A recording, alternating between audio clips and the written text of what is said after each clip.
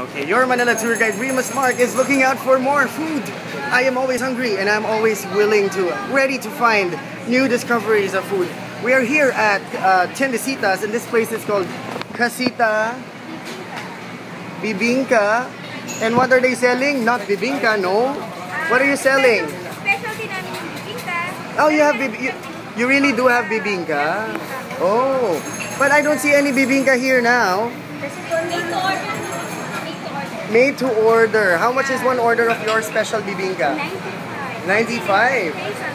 Fresh galapong, white juice, and salted egg. Oh.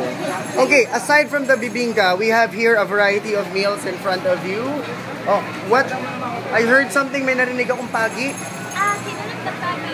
Pagi is Stingray. stingray in English. Oh, how did you cook it? Anong lasa yan? Cooked with the coconut milk. Coconut milk. Malunggay. So moringa leaves. Stingray. This one is crispy tajang. Ribs of beef spare ribs with lots of garlic. Looks very yummy. Yumminess. And this one is called ginataang kohol or ano ba? Oh, escargot. Snail. Yan na nga. O, tignan mo naman. They're the ones who reminded me what it's called. It's called escargot in French. Snail in English. Hello. Our friends here at Casita Bibingka. Okay. So here in Tiendesitas, is that my fried chicken? Yay! Okay.